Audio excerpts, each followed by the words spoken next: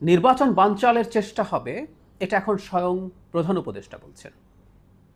কতগুলো দলের সাথে বৈঠকের পর দুদিন আগেই তিনি বলেছেন যারা নির্বাচন চায় না তারা বানচালের চেষ্টা করে যাবে। সো নির্বাচন বানচালের একটা চেষ্টা দেশের অভ্যন্তরে আছে, দেশের বাইরের শক্তির মধ্যে আছে। সুতরাং আমাদের সতর্ক থাকতে হবে নির্বাচন যাতে বানচাল না হয়। এই নির্বাচন বানচালের জন্য কি কি হতে পারে আমরা কিছু জিনিস চিহ্নিত করে রাখা দরকার আছে। এর মধ্যে একটা গুরুত্বপূর্ণ পদক্ষেপ আমি দেখছি, কারো কারো এই আওয়াজ তোলার চেষ্টা হচ্ছে এবং সামনে এই আওয়াজটা বাড়বে, সেই জন্য কথাগুলো আমরা একটু আগে বলে রাখার চেষ্টা করতে চাই। সেটা হচ্ছে সেনাবাহিনীকে মাঠ থেকে তুলে নিতে হবে। এই আলাপ শুরু হয়েছে, এই আলাপ ইন্টেন্সিফাইড হবে সামনে। এটাকে আমরা সমর্থন করব কিনা সেই জায়গায় আসি। নীতিগতভাবে আমি কথাটা অনেকবার বলেছি, নীতিগতভাবে সেনাবাহিনী আসলে আইন শৃঙ্খলা রক্ষার কাজ করার জন্য ট্রেইনড না, এবং তাদেরকে দিয়ে কাজ করতে গেলে ভুল ভ্রান্তির সম্ভাবনা থাকে। মানে একটা পুলিশ যখন আইন শৃঙ্খলার জন্য কাজ করে তার নেটওয়ার্ক থাকে, সিভিল মানুষদের মধ্যে কি পরিস্থিতি আছে না আছে, এখানে অপরাধী কারা, তাদের সোর্স থাকে, তাদের ডেটাবেস থাকে, তাদের দক্ষতা থাকে।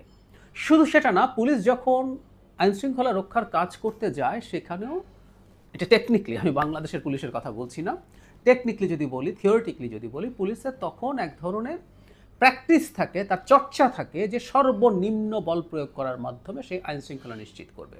কোথাও যদি গোলযোগ হয়, কোথাও যদি কোনো ধরনের ভায়োলেন্সের পরিস্থিতি হয়, রায়টের পরিস্থিতি তৈরি হয়, এমনকি তখনও তারা চেষ্টা করবে সর্বোচ্চ কত কম বল প্রয়োগের মাধ্যমে সেটাকে কন্ট্রোলে আনা যায়, সেটাকে ছত্রভঙ্গ করা যায়। এই ট্রেনিংগুলো তারা আছে, এমনকি তার অস্ত্রের ডিজাইনিংও সেরকম। তার হাতে লাঠি থাকার কথা, বাংলাদেশে লাঠিওয়ালা পুলিশ দেখা যায় না। তারা সাউন্ড গ্রেনেড, টিয়ার গ্যাস এবং শটগান থেকে বুলেট, রাবার বুলেট এগুলো করবে।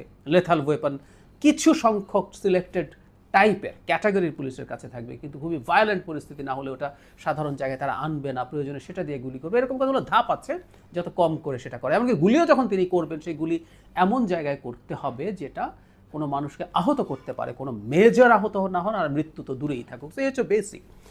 কিন্তু সেনাবাহিনী যখন মাঠে থাকে, সেনাবাহিনীর ট্রেনিং ইজ টোটালি ডিফারেন্ট, তাদের ইনস্টিংক্টই ডিফারেন্ট। তিনি লেথাল ওয়েপন নিয়ে যান, যুদ্ধ করার অস্ত্র নিয়ে। যদি আমরা এটা নিয়ে প্রচুর আলাপ করেছি, বাংলাদেশের পুলিশকেও মিলিটারাইজ করা হয়েছে, তাদের লেথাল ওয়েপন দেওয়া হয়েছে।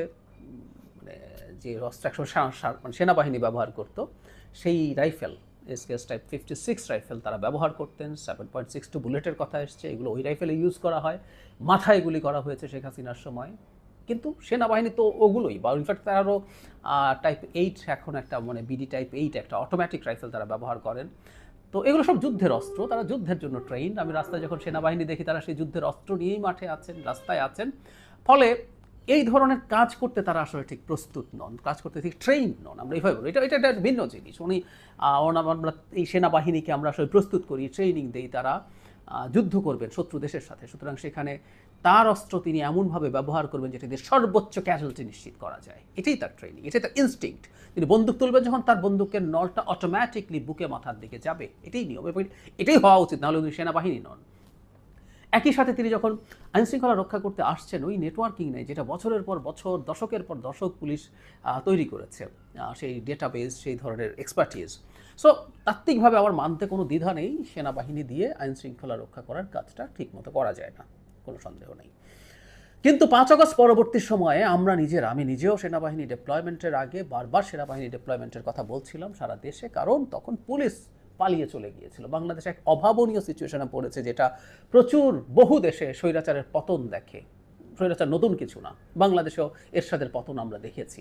কিন্তু পুলিশ পালিয়ে চলে গেছে, এই পরিস্থিতি আসলে বাংলাদেশে ইতিহাসে আর কখনো দেখা যায়নি। সারা পৃথিবীতেও আমি মনে করতে পারি যে পুরো দেশের সব পুলিশ পালিয়ে গিয়েছিল। সো এই পরিস্থিতিতে সেনাবাহিনীর ডিপ্লয়মেন্ট এসেনশিয়াল ছিল।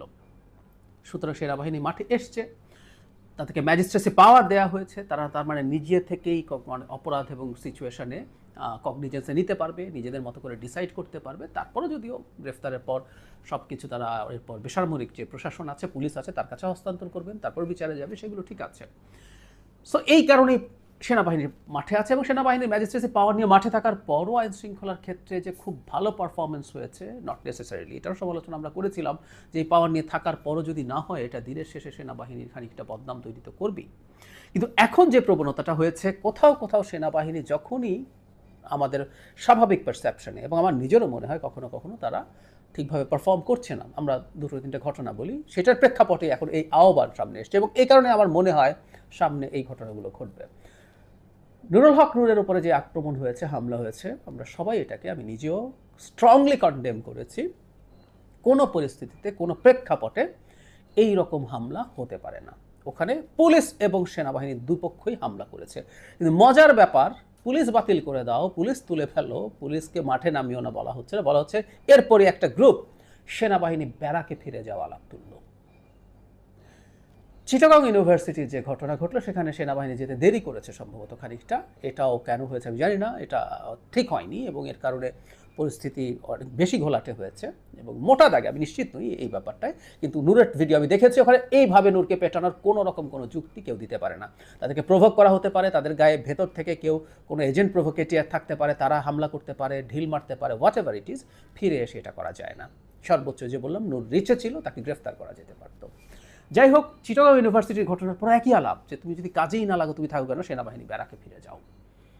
সর্বশেষ একটা গার্মেন্ট কর্মী সেনাবাহিনীর গুলিতে নিহত হয়েছেন, এরকম একটা নিউজ মূলত ফেসবুকে বেশি এসছে, এটা মেন স্ট্রিমে খুব বেশি দেখা যায়নি। ওটার পর একই ধরনের আলাপ করা হয়েছে যে সেনাবাহিনী ব্যারাকে ফিরে যাও, তাদেরকে নিয়ে যাওয়া হোক। সেনাবাহিনী ব্যারাকে ফিরে যাওয়া উচিত। আসলে আমরা খেয়াল করেছি সেনা প্রধান এই কথাটা বারবার বলেছেন, তিনি নির্বাচনটাকে দ্রুত করার পেছনে তার যে ব্যক্তিগত স্বার্থ সেটা হচ্ছে খুবই সঠিক। একটা সেনাপ্রধান তিনি তার বাহিনীর পেশাগত মানদণ্ডের, বাহিনীর ডেটারিয়েশন নিয়ে ঝুঁকি বোধ করছেন। যে সেনাবাহিনী রাস্তায় আছেন, তাকে যে কাজটা করতে হয়, তাকে কিন্তু আমরা সারাক্ষণ, যিনি যুদ্ধ করবে তাকে সারাক্ষণ আমি যুদ্ধের ট্রেনিংয়ে রাখবো, যুদ্ধের চিন্তায় রাখবো, তার মাথায় যুদ্ধই থাকবে। কিন্তু তিনি যখন রাস্তায় আছেন, তিনি যখন ট্রাফিক কন্ট্রোল করছেন, তিনি যখন অন্যান্য আইনশৃঙ্খলা পরিস্থিতি নিয়ন্ত্রণ করছেন, তার মধ্যে পুলিশের চরিত্র ঢুকে পড়ার সম্ভাবনা থাকে। এটা তার ট্রেনিংয়ের জন্য ঝুঁকিপূর্ণ।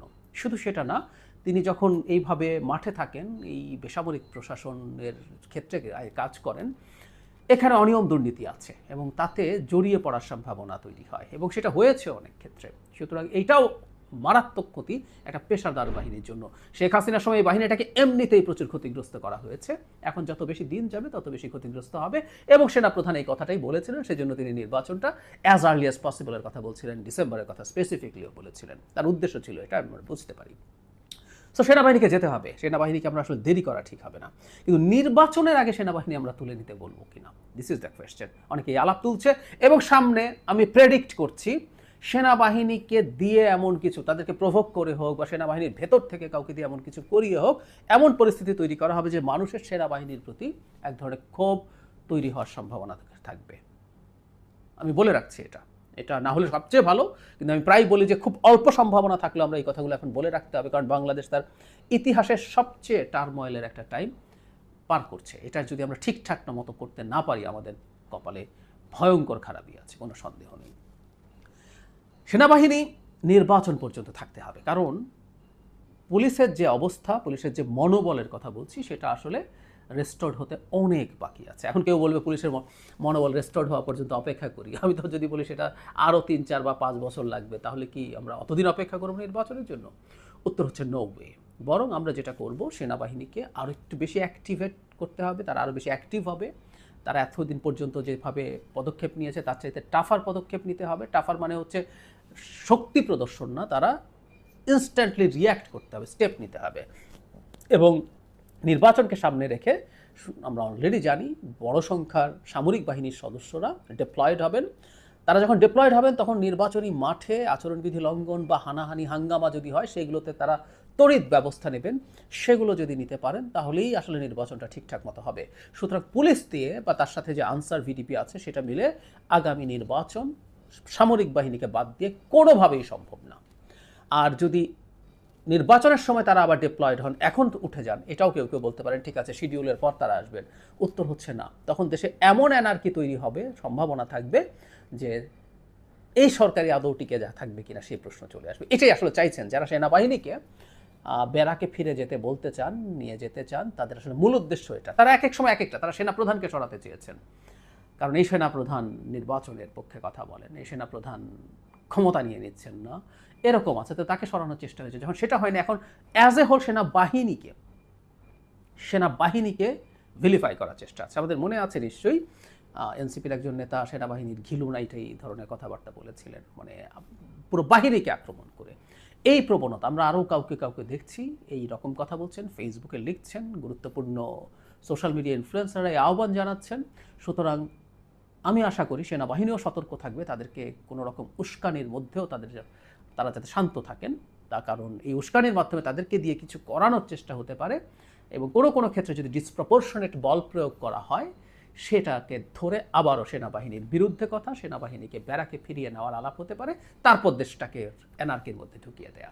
এটা শেখ হাসিনা ভারত যেমন চায়, এই ধরনের চেষ্টা নিশ্চিতভাবেই দেশের ভেতরে একটা নেক্সাস আছে, একটা রাজনৈতিক দল আছে, কিছু ব্যক্তি আছে, তারা সেটা চায়।